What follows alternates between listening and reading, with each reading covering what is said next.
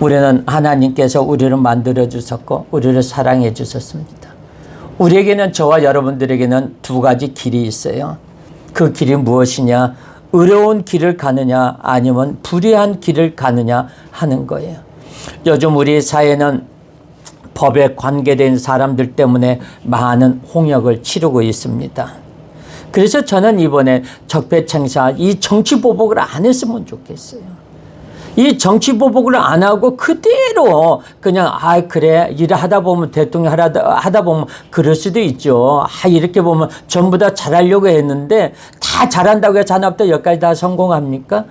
그럼 대통령님 고생 많으셨습니다. 저를 위해서 많이 밀어주시고 저를 위해서 기도해 주세요. 서로들 이해해주고 사랑해주고 편지 한 통 남겨놓고 자기 집무실에다 편지 한 통 남겨놓고 제가 여태껏 대통령 하다 보니까 이런 게 있었습니다. 이런 게 있었습니다 하면서 얼마나 그 편지에 대해서 너무나도 그래서 수고하십시오. 편지 한 통 써놓고 간다는 그런 유래를 만들면 얼마나 좋습니까? 미국처럼. 우리도 그렇습니다. 남을 위해서 기도해 줘야 됩니다.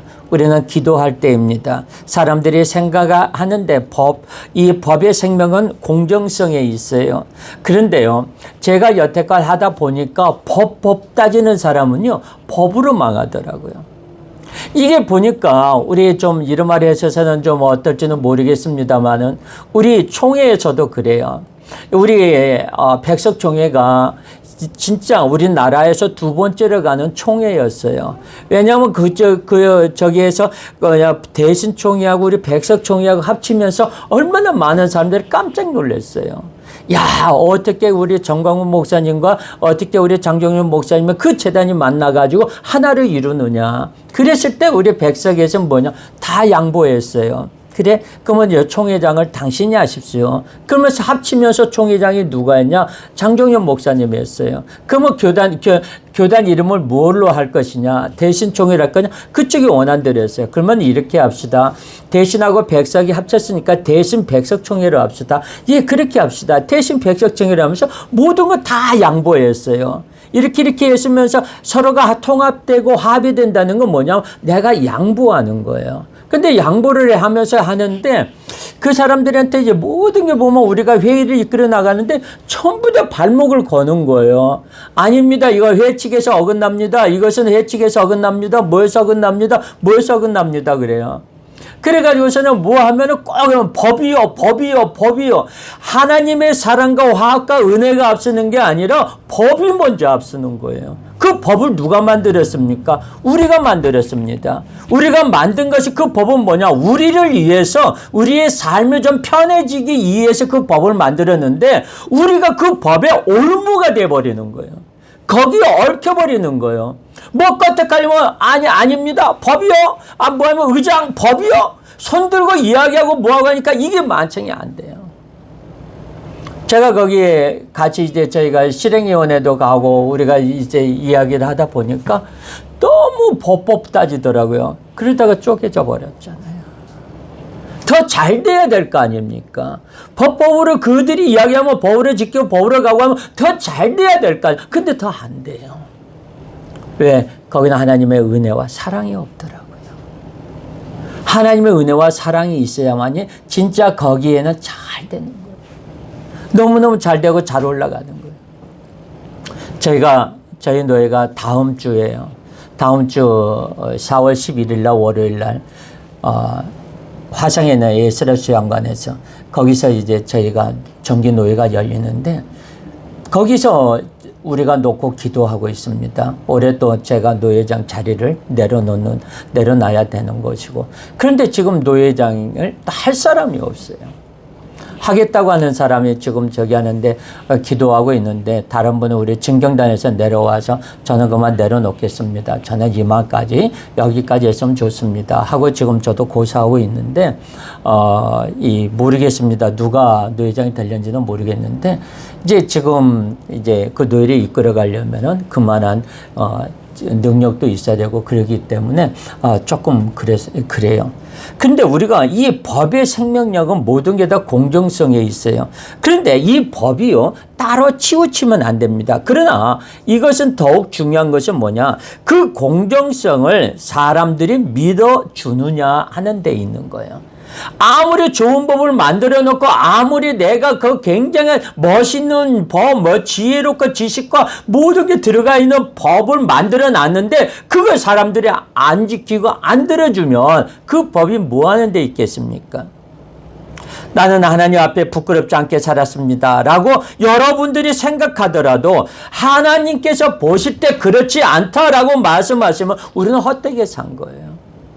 내가 나가서 누구한테 저는요 멋있고요, 저는 여태껏 좋은 일 많이 하고요, 저는 여태껏 누구한테 가는 곳마다요 많은 것을 베풀었고요, 남을 위해서 희생하고 저는요 봉사했습니다. 근데 그 상대방이 인정을 안 해줘요. 그럼 인정 안 해주면 그건 꽝이에요. 나를 누가 인정해 줘야 돼요? 상대방이 인정해 줘야 돼요. 내가 나를 인정한다. 그것은 인정이 아니에요.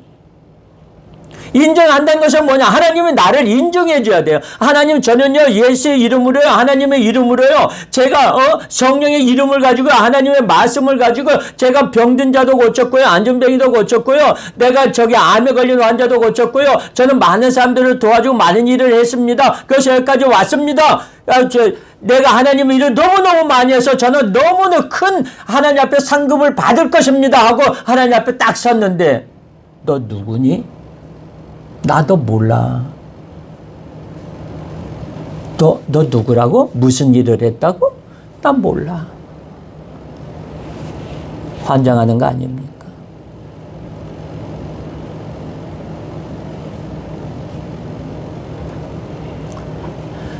내가 관공서에 가서 중요한 서류를 떼야 됩니다.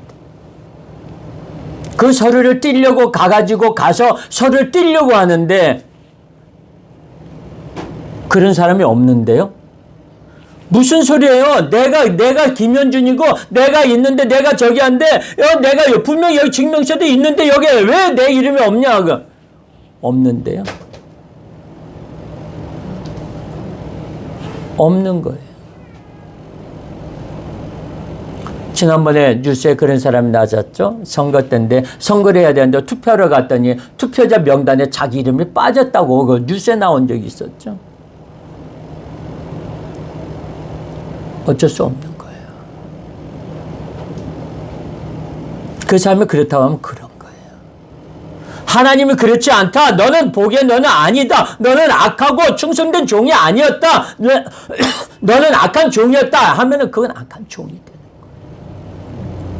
아니다. 나는 남들이 너를 악하다고 봤을지는 모르지만 내가 보기에는 너는 굉장히 착하고 충성된 종이었다. 너는 작은 일에도 충성했겠다. 여기까지 오느라고 굉장히 수고한 거 내가 안다 했을 때, 하나님이 나를 인정해 줬을 때, 맞다고 했을 때 내가 맞는 거예요. 와, 저 사람은 하는 행동 보면 쟤는 죽으면 지옥 갈 거야.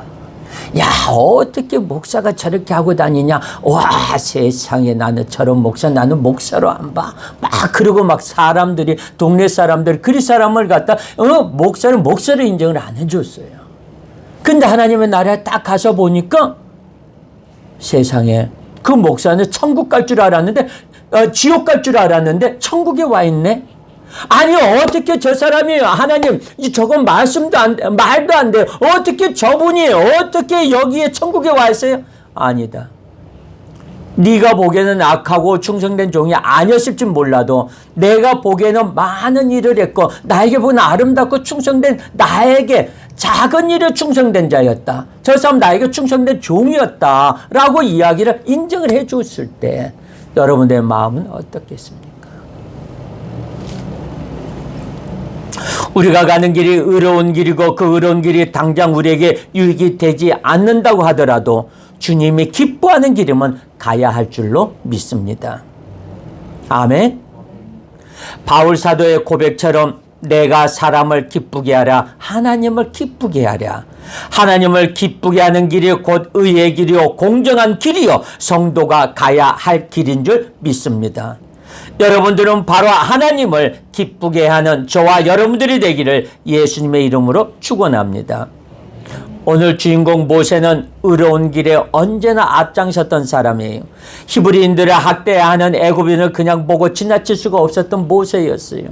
하루는 이렇게 공사장으로 해가지고 이제 딱 지나가는데 내가 그래도 이집트의 왕자예요. 왕자로서 이렇게 지나가는데 그들이 보니까 애굽인하고 히브리인들하고 공사판에서 일을 하면서 서로도 의견 충돌이 있었는 거야. 싸우고 있었던 거예요.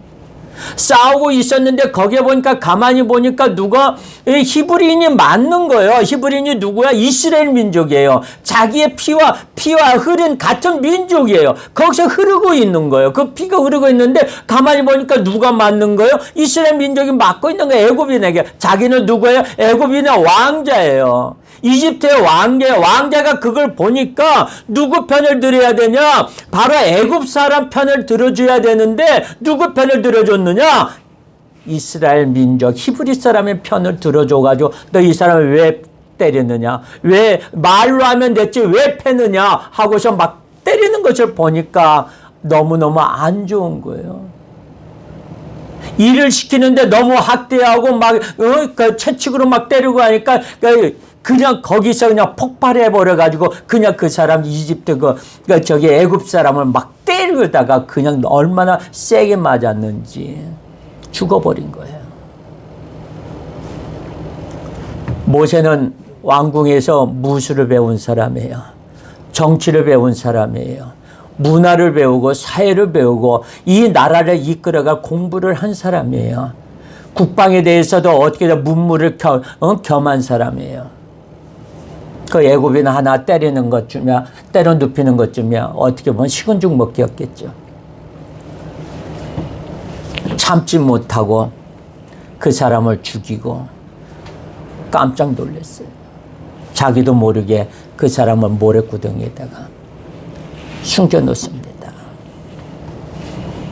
그리고 그는 의로운 일에 개입했던 모세에게 주어진 결과는 나중에 뭐냐? 시련과 고난이었어요. 왕자에서 왕이 되는 중요한 길목에 있던 모세는 이제 왕자와는 상관없는 도망자의 신세가 됐습니다. 자, 이때 당시에 정치적으로 보면요. 두 왕자가 있었는데 두 왕자는 하나 왕자는 누구냐? 친아버지 하는 왕자였고 하나는 누나의 딸이었어요. 누나의 아들이었어요. 그 누나의 아들이 누구냐? 모세예요. 그런데 여기서 돼서 이제 두 정파가 있어가지고 왕을 세우려고 하는데 누구냐? 아무래도 친자가 낫죠. 그래서 이 정치적에서 밀린 거예요. 그러다 보니까 이 이집트 왕자가 모세가 여기에 왕의 바로 밑에 있으면은 이 왕이 이 나라를 부리기에 굉장히 이 나라를 이끌어가는데 굉장히 좀 껄끄러운 거예요. 굉장히 안 좋은 거예요. 그러니까 이 사람을 모세를 없애야 된단 말이에요. 그러니까 틈이 잡힌 거예요. 그래가지고 정치적으로 해서 그를 밀어내버리는 거죠. 그래서 미디안 광야로 피난을 한 것입니다. 어떻게 보면 모세는 도망자 신세예요. 그런데 하나님의 계획은 그것이 아니었어요. 왜냐? 왕궁에서 많은 것을 공부했습니다. 그리고 이제는 너는 이제 내려가도 되니까 하나님께서 마치 요나를 큰 물고기 뱃속에서 토해내듯이 모세를 왕궁에서 토해내는 거예요. 자, 이것이 뭐냐? 다 하나님의 계획입니다. 그래서 우물가에서 그는 자신의 지나온 일들을 생각하고 있었어요. 도망을 막 가다가 그 광야를 지나서 오다가 우물가에 있는 것까지 왔습니다. 우물가에 있는 데까지 와가지고서는 내가 괜히 이곳까지 왔나 보다. 내가 이곳에서 왔나 보다. 그러는 거예요. 자, 우리 한번 볼까요? 자, 15절을 한번 보겠습니다. 시작. 바로가 이 일을 듣고 모세를 죽이고자 하여 찾는지라. 모세가 바로의 낯을 피하여 미디안 땅에 머물며 하루는 우물 곁에 앉았더라. 어디까지 도망오느냐? 미디안 땅까지 도망을 오게.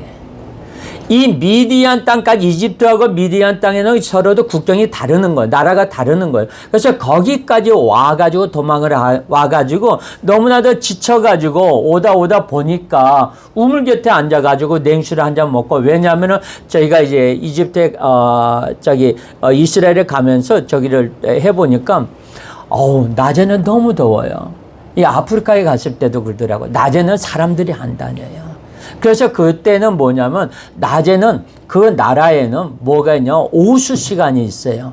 낮에만 되면 점심때 보통 우리 시간으로 보면 12시에서 한 2시, 3시까지는요 문을 닫아버려요. 그리고 거기는 전부 다 상가가 문을 닫고 거기는 사람 길거리 한 명도 안 다녀요. 차도 안 다녀요. 왜 그런가 했더니 그 시간은 낮잠 자는 시간이래요. 너무너무 뜨거우니까 일을 못 하는 거예요. 그래가지고 이 사람이 뭐냐면 모세가 거기까지 이제 떼약빛 같이 해서 오다 보니까 갈증이 나고 힘들었을 거 아니에요. 그래서 우물 곁에, 우물이 어디 있을까? 여기 분명히 오아시스가 있다면 우물이 있을 것이다 하고서 우물 곁에 와가지고 냉수 시원하게 냉수 한 사발 먹고 거기서 편히 쉬고 있는 거예요. 그런데 거기서 있으면서 자기가 어떤 생각을 했을까요? 우물가에 앉아가지고 자기 신세를 쳐다보고 있었을 거 아니에요. 내 신세를 내가 지금 어떤 신세인가? 내가 어저께까지만 해도 이집트에서 큰 대궐에서 큰 궁궐에서 내가 모든 신하들이 나를 떠받들어주고 이 사람들 모든 것이 시원하게 내가 모든 걸 먹고 싶은 거 다 먹어가면서 거기서 내 마음대로 생활하고 있었는데 지금 나는 뭔가? 나는 왜 이렇게 내가 도망자 신세가 되었을까? 좀 참을걸. 내가 좀 가만히 있을걸. 괜히 내가 거기서 참견해가지고 내 신세가 이렇게 됐구나. 이렇게 히브리인들이 고통당하는 것을 내가 그냥 못 본 척 했으면 됐지. 괜히 내가 그냥 동정심으로 해서 내가 이 지경이 되었구나. 라고 후회하고 있을지도 모른다는 거예요. 왜? 그런 생각이 들었을 거 아니에요. 사람이라면. 우리가 선한 일을 했을 때, 우리가 믿음으로 행동했을 때 오는 결과가 언제나 좋은 일이라면 예수 안 믿을 사람이 어디 있겠습니까? 그런데 때로는 의의 길을 가고 믿음의 길을 갔을 때 오히려 고난이 우리에게 곱절로 다가올 때가 있습니다. 바로 모세의 경우예요. 우리가 생활을 하다 보면 저 사람은 도와주려고 했는데, 저 사람은 내가 해주려고 했는데, 그 도리어 그것이 내가 저 사람을 도와주고 내가 모든 것을 은혜를 베풀어주고 내가 그 사람이 힘들고 어렵다고 그래서 내가 굉장히 있는 것까지 해서 그것을 내가 해가지고 해줬는데 그 사람이 안 그런.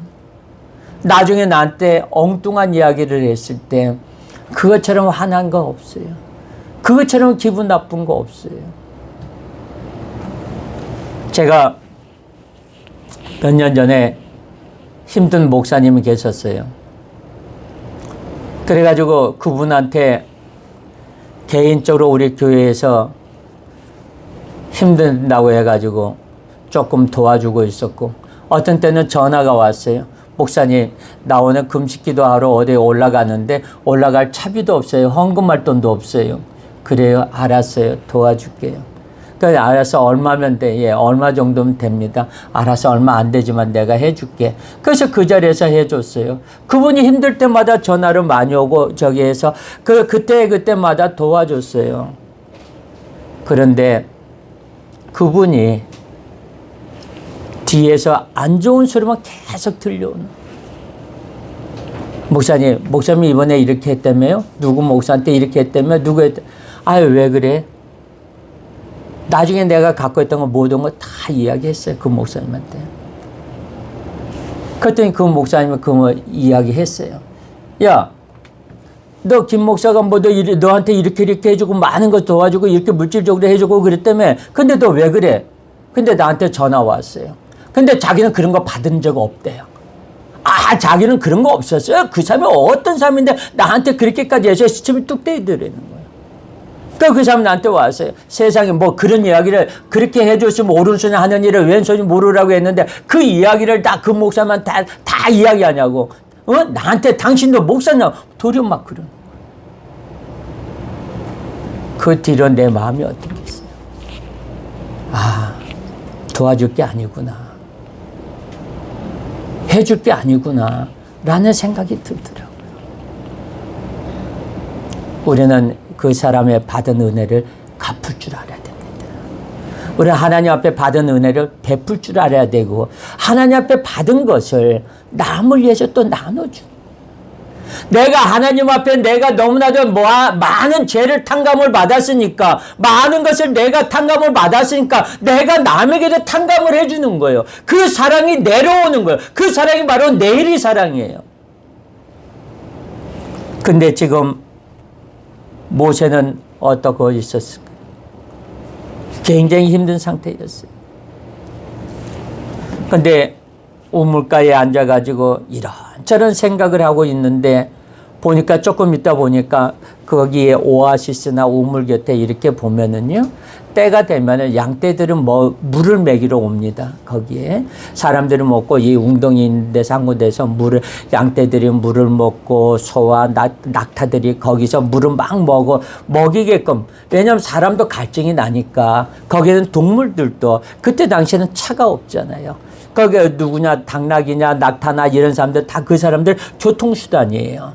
그 낙타 같은 데는 전부 다 수많은 짐을, 나 그 말 듣고 놀랐어요. 그 낙타를 봤는데요. 낙타가 짐을 지고 갈 수 있는 물건의 양이요, 3톤이래요. 3톤을 그 낙타가 지고 간다는 거예요. 그 물건을.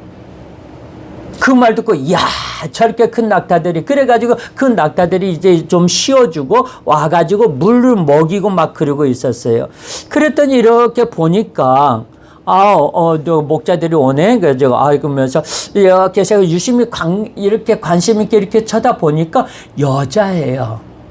목자가 여자예요. 이 목자의 여자인 여자가 이 양떼들을 한떼거리가 몰고 와가지고 물을 먹이려고 막 오니까, 이제 막 오고서 물을 딱 먹이려고 하니까 저쪽에서 남자들이 오는 거예요. 남자들이 와서 보니까 여자거든요. 야, 니네 소 빼. 빨리 양떼 빼. 왜 빼냐? 그랬더니, 막, 우리부터 먹여야 돼. 어떻게 감히 여자가 막 이렇게 옥신각신하고 있는 거예요.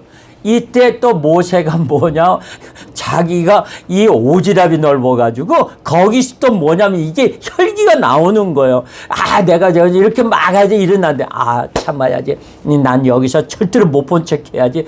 참아야 된다. 괜히 내가 목자들과 다투다가 내가 이 광야에서 나도 죽을 수도 있을 텐데 간섭하지 않으리라. 이제는 못 본 척 하리라. 돌아서야 되리라. 막 그렇게 막 생각할 수도 있는 모세인데, 그렇게 하지 않았어요.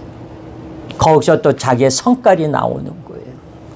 이 장면을 보니까 이거 분명히 의롭지가 않거든.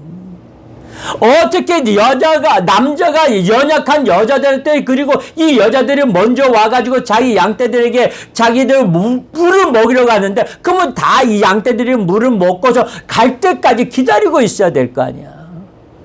근데 자기들은 남자고 힘이 있다고 그러고 여자들이 몰고 온 그 양떼를 제껴버리고 이렇게 하려고 하니까, 자기네들이 늦게 와가지고 여기에 대해서 물을 먹이러 가니까 이제 막 옆에서 화가 난 거죠. 거기서 남자들은 물리쳐 준 거예요. 거기서 한바탕 한 거예요. 그러니까 보니까 여자 입장에서는 어떻게 돼? 진짜 감사합니다.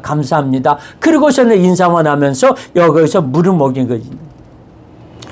그러고 나서 이제 그 양떼를 데리고 집으로 갑니다. 집으로 갔는데 이렇게 아버지가 보니까 아직까지 때가 이르지 않았거든요.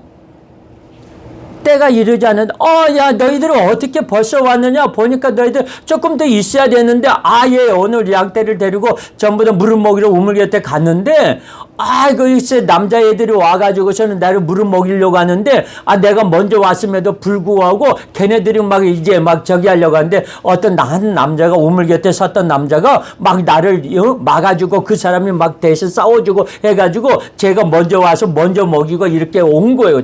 그래서 그 남자 어디 있느냐 하고 묻는 거예요. 아버지가. 그냥 쭈물쭈물하고 있는 거예요. 가만히 보니까 자기 은인이잖아요. 자기를 위해서 싸워줬던 사람이잖아요. 근데 그것을 아버지가 보니까 그 은혜도 갚지도 않고 그냥 오고, 고맙다는 말도 제대로 안 한 것 같았어요. 그러니까 아버지가 묻는 거예요. 어찌하여 그 소년을 놓고 왔느냐? 너희들에게 물을 먹여준 그 사람이 어디 있느냐? 어찌하여 그를 버리고 왔느냐? 그를 초대해서 식사라도 대답해야지. 그래 놓고 안 되겠다 하면서, 역시 여기서 우리는 뭐면요, 아주 원만하고도 정상적인 가정의 교육의 모습을 보고 자란 사람을 볼 수가 있어요. 우리가 자녀들의 문제는 언제나 부모에게서 비롯됩니다. 너희가 은혜를 입었으면 은혜를 갚아야지 왜 그냥 왔느냐. 참 이런 부모가 드뭅니다. 우리 동방교회 다니는 성도들은 이런 부모가 되시기를 예수님의 이름으로 축원합니다. 왜 은혜를 입었는데 왜 그냥 왔느냐. 그 은혜를 갚아줘야지. 그러는 거예요. 여러분의 자녀들이 학교에서 늦게 돌아왔을 때 그 경우를 한번 생각해 봅시다. 이 아이가 보통 3시면 돌아오는데 오늘은 5시에 왔어요. 얘한테 물어봅니다. 너 오늘 왜 이렇게 늦었어? 그랬더니 얘 청소하고 왔어요. 그죠? 그러면 니네들 거기에 청소 다 했어? 아니요. 그럼 몇 명이서 했는데? 그러면 누구만 했는데? 얘 몇 사람만 했어요. 그럼 너가 오늘 청소 당번이었어? 아니에요. 그럼 근데 왜 네가 청소를 했냐? 그랬더니 선생님께서 오늘 청소하고 싶은 사람, 청소할 사람 손 들라고 해서 제가 손 들었어요. 그래서 내가 청소하다 보니까 늦었어요. 그때 부모는 2가지 부모가 있어요. 부모는요. 그때 이렇게 이야기를 합니다. 아유 이 멍청한 거. 야 이놈아 그걸 그렇다고 해서 손 들라고 해서 손 들었어? 그냥 네가 손 안 들어도 딴 사람이 손 들 거 아니야. 너는 중간만 가면 돼. 가만히만 있어. 왜 앞장서서 그렇게 했어? 하면서 막 꿀밤한테 때리면서 막 이야기하니까 얘가 꼬마애가 어때? 그때 되면은 손 들려가면 안 되는구나. 내가 사람들을 위해서 희생하면 안 되는 거구나. 그러면 내가 바보가 되는구나. 요즘에 속된 말로 내가 호구가 되는구나. 라고 그런 교육을 받게 되는 거예요. 누구한테? 엄마한테. 부모한테 그런 이야기를 받는 거예요. 그래놓고 이 애가 어떻게 생각해? 내가 앞으로 절대로 봉사하지 말아야지. 그런 마음을 갖게 됩니다. 그리고 그것이 어디까지 가는 줄 아세요? 나중에 그 아이가 커서 그렇게 가르쳤던 부모를 공경하지 않습니다. 이 부모는 억울해서 내가 다 키워놓았는데 효도하지 않느냐고 펄펄 뛰지만 부모가 나에게 그렇게 가르치지 않았어요. 이 아이가 왜 이럴까? 그건 뭐냐? 부모가 가르쳤어요. 요즘에 자원봉사들이요. 저희가 무료급식을 하면서 자원봉사자들을 저희가 받습니다. 그러니까 이제 자원봉사자들을 어디다 올려놓냐면은 이제 1365 게시판에다 쫙 올려놔요. 그 게시판에다 이제 있습니다. 그러니까 시간마다 올려놓으면요. 올려놓으니까 이 날짜별로 해서 올려놓으니까 전부 다 오겠다고 하는 학생들이 그때는 이제 중고등학생들이 의무적으로 이거 봉사를 해야 되는 거예요. 봉사를 해야 되는데 그 봉사를 해야 되니까 그 부모들이 뭐냐. 전화를 대신 해주는 거예요, 저한테. 예, 거기 사랑의 만나죠? 예, 그렇습니다. 그래서 우리는 교회에서 합니다. 교회요? 우리는 교회하고 안 해요? 전화 딱 끊는 사람도 있어요. 그럼 어떤 사람은요? 그래요? 그래요. 우리 아이가 중학생인데요. 제가 그 자원봉사, 며칠 날, 몇 시부터 몇 시까지인데 제가 우리 아이 대신 신청해도 될까요? 저는 절대 반대예요. 직접 하세요. 봉사하는데 왜 엄마가 해줘요? 걔 보고 직접 하라고 하세요. 그리고 걔네들이 옵니다. 그리고 또 어떤 애들은요, 날짜를 다 자기가 해놓고, 이제 거기에 보면 컴퓨터상에 걔네들이 전부 다 저기를 입력 다 해놓으면 인원 제한이 있기 때문에 거기에 대해서 아무리 눌러도 딴 애들 오고 싶어도 못 와요. 그래 놓고서는 걔네들은 그 날짜에 오늘 안 와요. 제가 중고등학생들한테 전부 다 이 자원봉사 받으면서 내가 시험에 든 적이 상당히 많았어요. 내가 너무 힘들었어요. 근데 어떤 부모들은 뭐냐면 직접 데리고 와가지고 같이 와서 자원봉사 하시는 분도 계셨어요. 자기는 교회 안 다닌대요. 그러면서 주일날 같이 예배 드리고 나서 식사하고 나서 이때 하면 됩니다. 그랬더니 그래요? 그러면 같이 예배 드려야 되겠네요. 예, 예배 드려야 됩니다. 안 돼서 같이 예배 드리는 그 부모가 있었어요.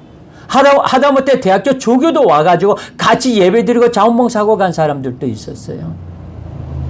그 사람들 보면서 이야기 들어보면은요, 전부 다 부모들한테 교육을 잘 받았더라고요.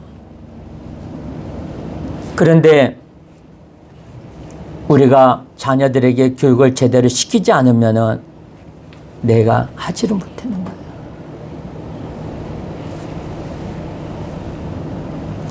우리는 하나님 앞에 자원봉사로 나가서 일을 해야 됩니다.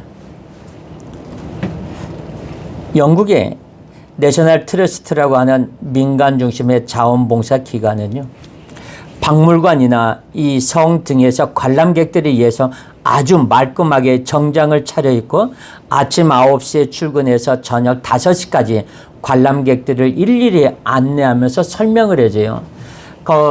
제가 거기 프랑스에 가서 보니까 거기에 보니까 곳곳에 안내하는 저기들이 있더라고요. 루브르 박물관이라든가 거기 무슨 궁이야. 궁에 갔는데도 거기 중간중간에 해가지고 안내 해설기로 가지고 우리 해설기를 거기 가서 듣거든요. 그러면 들으면 들어가서 번호가 있어요. 몇 번 번호를 딱 누르면은 그렇게 해가지고 거기서 이제 이 사람들이 이걸 기계를 다룰 줄 모르면 다룰 수 있게끔 그렇게 해서 봉사를 해주시는 분들이 참 많더라고요. 근데 저는 그분들한테 나는 그분들이 다 직원인 줄 알았어요. 그랬더니 그분들이 뭐냐? 자원봉사래요. 그래서 자원봉사 같으면 우리나라가 자원봉사 같으면 식사도 대접해주고 이렇게 교통비도 조금씩 나가잖아요. 그런데 물어봤어요. 교통비는 얼마 나와요? 아니요, 안 받는데. 그러면은 어떻게 식사는 자기 돈 주고 자기가 다 사 먹는데요. 깜짝 놀랐어요. 내 돈 들여서 처음부터 열까지 내 돈 들여서 내가 다 하는 거예요.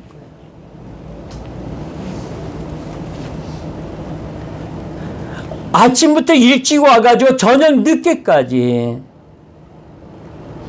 자원봉사하는 거예요. 그 사람들은 자원봉사율은 뭐냐? 7, 80%.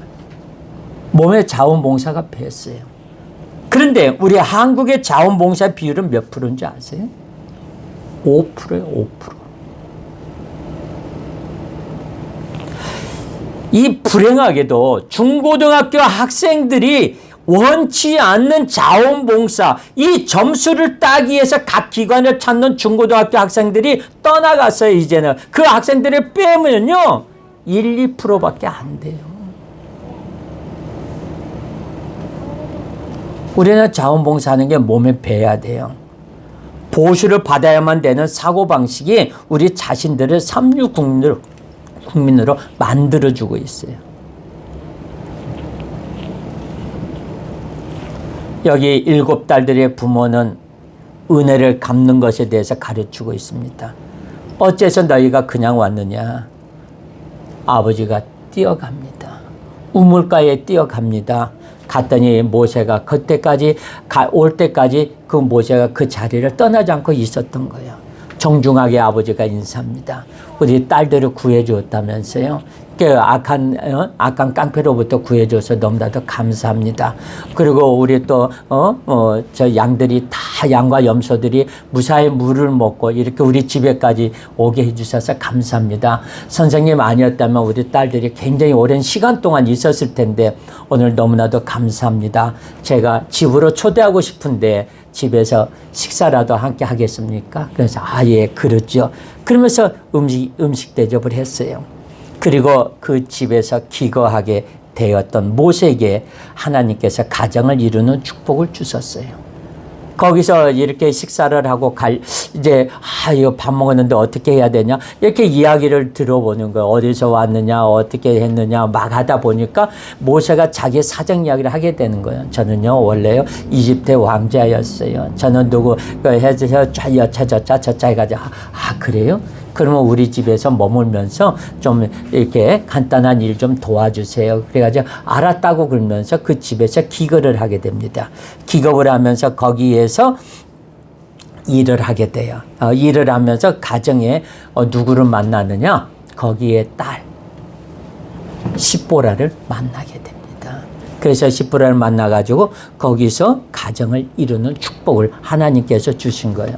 우리가 가정이란 우리에게 평안과 위로의 보금자리인 줄로 믿습니다. 세상에서 피곤한 사람들, 돈 버느라고 직장 생활하느라고 피곤한 사람들이 들어와서 살 수 있는 것이 바로 가정이에요. 제가 제일 좋아하는 시간이 예배 마치고 나서 집안에 가서 편안한 모습으로 있는 거예요. 그러면 제가 집에 주일날 예배 다 끝나고 나면요, 오늘도 또 일정이 있습니다만은 저희가 또 끝나고 나면 또 봉사하러 가야 돼요. 주일날 안 하려고 자꾸 그러는데 남들이 할 수가 없어서 이제 제가 주일날 하겠습니다 하고서는 제가 한 달에 주일날 2번 그리고 또 토요일날 2번 해가지고 한 달에 일주일에 한 번씩 제가 봉사하러 가요. 그래서 오늘 또 제가 성남으로 가는데, 성남에 가서 이제, 거기 가서 이제 산입방에 가서 저희가 봉사를 하는데, 거기서 서로들 사람들이 예배 있는 날은 잘 안 가려고 그래요. 그래서 거기 담당자가 전화가 와가지고, 목사님, 그래서 자꾸 나를 불러대서, 몰라. 나도 바빠, 주일날. 목사님, 딴 말은 안 해. 알았어. 그럼 내가 주일날 예배 마치고 갈 테니까 그렇게 해줘. 그래가지고 이제 하고선 다 들어오고 민혁이 집에 데려다 주고 뭐 하고 하면은 주일날 저녁 이제 집에 들어오면 한 8시 반 정도 돼요. 그러면은 그때 딱 되면은 모든 게 긴장이 쫙 풀려요. 그러면서 이게 모든 게 하면서 그래서 굉장히 그때 모든 짐이 홀라번 내려오면서 굉장히 축 처지게 되더라고요. 그러면서 제가 좋아하는 그 프로그램이 하나 있어요. 주일날 꼭 그거 봐요. 그거 보고서는 이제 이렇게 잠자리에 들게 되는데 이 가정이 편안해져야 되는 거예요. 만약에 그러면서 내가 집에서 아내를 대하고 아이들에 대할 때 내가 또 성도들을 신방할 때처럼 내가 아이들을 대한다면 아마 제 머리는 터지고 말 거예요. 어떤 목회자의 집에 갔더니 이런 이야기를 하더라고요. 그 아들이 목사님 우리 아버지가 집에 와서 생활하는 거 카메라로 촬영해가지고 우리 교회 성도들한테 다 보여주면요. 우리 교회 성도들 다 떠나갈 거예요. 다 떠나갈 거예요. 그래, 나한테 그런 이야기. 목사님은 안 그렇죠? 그러면서 저도 뒤통수한테 쫙 때리면서 다 그래. 목사님들 집에 오면 다 그래. 목사님도 그래요. 그래, 니네 아빠하고 나하고 똑같아. 다를 거 없어. 그랬더니 막 사모님 옆에서 막 웃고 막 그랬는데 그렇습니다. 집안은 참 편안해요. 내가 가정이 편안해야 돼요. 만약에 그 가정이 평안의 공동체가 아니라면 집을 나갈 수밖에 없겠죠. 왜 자살을 하고 집을 나갑니까? 마지막 우리의 삶의 보금자리로 주신 하나님의 축복이 공동체인 가정에서 평안과 위로함을 누릴 수 없기 때문입니다. 나가는 삶이 문제가 아니라 나가게 만든 가정의 분위기가 문제인 줄로 저는 생각합니다. 사람은 그래요. 주님께서 우리를 만들어 주셨고 주님은 우리의 가정을 만들어 주셨고 여기서 보면은 누가 십보라라는 모세가 여자를 여기서 만나게 됩니다. 십보라하고 만나가지고 이야기를 합니다. 하나님께서 이 여자를 만나게 해주셨고 여기를 모세가 여기 미디안 땅까지 도망오게 된 것은 무엇이냐? 하나님의 다 계획이었다는 거예요. 나는 내가 하는 것 같았지만 그것이 뭐냐? 하나님께서 하는 거였어요. 하나님께서 나를 사랑해 주셨고 하나님께서 나를 여기까지 인도해 주셨던 거예요.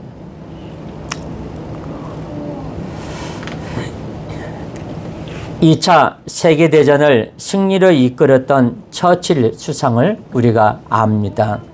근데 그가 어렸을 때 시골에서 할아버지 집에 놀러 가게 됐어요. 놀러 가게 되면서 그 템즈 강가에서 놀다가 물에 빠져 죽게 됐어요. 허우적거리면서 그가 막 물에 빠져가지고 혼자 나왔다가 그냥 놀러 나왔다 그 강가에서 빠져서 막 죽어가고 사람 살려 하고 소리를 치는데 그 강변을 지나가던 한 청년이 뛰어들어서 그 어린 처치를 건져 주었습니다. 그래 놓고서는 이제 데리고 와서 할아버지가 막 했더니, 야, 너가 물에 빠졌다며 그 아이를 업고 오고 하니까 그냥 와가지고 어떻게 된 거냐. 아, 얘가 굉장히, 저기하고 하는데, 물에 빠져서 한 것을 건져주었습니다 하면서 처칠이 이제 사실 여차저차 해서 이야기를 해요. 그러니까 그 할아버지가 이 아이를 데리고 옵니다. 와서 이제 식사를 초대합니다. 그 식사를 초대하면서 이 할아버지가 이야기해요. 아, 그래, 자네, 너무 우리의 손주를 구해줘서 고맙네. 근데 이 집안은 처칠가의 그 정치에 하는 그 집안이었어요. 그래서 그 할아버지도 정치인이었고, 그래가지고서는 이제는 내려와가지고 시골에서 쉬고 있는데, 이 아이가 물에 빠졌다는 그 말을 듣고, 자기 손주를 구해줬다는 그 말을 듣고, 은혜를 갚습니다. 내가 자네한테 뭐 좀 해주고 싶은데, 자네 하고 싶은 게 뭔가? 예, 저는 의대를 가고 싶습니다. 그래? 저는 도시로 가가지고 의대 가서 공부를 하고 싶습니다. 그래? 그게 자네 소원인가? 예. 그래서 그 공부해서 나는 훌륭한 의사가 되고 싶습니다. 그래. 알았네. 그러면 내가 자네 후원자가 돼줄 테니까 마음껏 내가 도시로 가고 싶으면 도시로 가고 내가 해줄 거에서 내가 비서한테 이야기해 놓을 테니까 내가 자네 모든 뒷바라지를 다 해줄 테니까 열심히 공부해서 훌륭한 사람이 되라고 하면서 뒤에서 서포트 해줍니다. 그러면서 시간이 수없이 지났어요. 시간이 굉장히 수없이 지났는데 이때 당시에 이 사람이 누구냐. 의학 공부를 열심히 해서 의사가 되고 결국 그가 위대한 사람이 위대한 사람이 됐는데 이 사람은 발명한 누구냐. 페니실린을 발명한 플레밍이었어요. 자기가 사람들이 죽어가는 이 곰팡이로 해가지고 전부 다 열애껏 다 죽어가는 사람들을 페니실린이라는 이 주사약을 가지고 살려줬던, 많은 사람을 살리고 있는 그 상황이었어요. 그런데 어느 날 비보가 들어옵니다. 처칠이 영국 군대에 입대를 해가지고 영국군으로 아프리카에 출전했는데 폐결핵에 걸려서 죽게 되었어요. 그 소식을 듣고 플레밍이 이야기를 듣습니다. 근데 그때 비행기를 띄우려고 하는데 비행기를 전부들 다 태풍이 불고 막 그래서 비행기를 띄울 수가 없어요. 플레밍이 사정사정합니다. 그 비가 오는 폭우 속에 비행기를 띄우게 돼요. 그러니까 아프리카에 처칠이 누워있던 입원했던 병원까지 갑니다. 병원까지 가가지고 거기서 페니실린을 가지고 그를 치료해 줬어요. 두 번째 처칠의 생명을 건져준 셈이에요. 사랑은 또 사랑을 낳습니다. 내가 저 사람을 사랑을 해줬고 그 사람은 은혜를 갖고 하니까 그 사람이, 그 손주가 내 손주를 또 살려주는 게 되는 거예요. 이 사람은 얼마나 감사합니까? 제가 집사람 때문에 아산병원에 가면서 아리께 병원에 다녀오면서 그 의사 선생님을 뵙고 담당 주치를 뵙고 너무나 감사했어요. 너무나 좋아했어요. 그분한테 갈 때마다 빈손으로 가지 아니하고 조금씩 다과 같은 거 간식거리를 사가지고 갑니다. 너무나 감사하더라고. 아우, 또 사가지고 오셨어요, 아버님? 저는 너무 감사합니다. 우리 집사람을 잘 수술해 주시고 여기까지 함께 하시고 너무 감사합니다. 이것보다 제가 더 해드려야죠. 제가 선생님을 위해서 생각날 때마다 매일은 아니지만 계속 매일매일 기도하려고 노력하고 있습니다. 아우, 감사합니다. 그러면서 내가 너무 거기에 감사하는 거예요. 우리는 사랑을 받았으면 사랑을 베풀 줄 알아야 됩니다. 모세도 사랑을 받고 사랑을 베푸는 거예요. 이 모세 집안 시보라의 아버지가 얼마나 이 사람을 위해서 기도하고 또 그 가정을 이루어 나갈 때 우리는 그것이 바로 하나님의 사랑입니다. 하나님의 사랑이 없이는 살 수가 없습니다. 우리도 여러분이 하나님 앞에 받은 그 사랑을 많은 사람들에게 나누어주는 그 사랑이 되기를 예수님의 이름으로 축원합니다.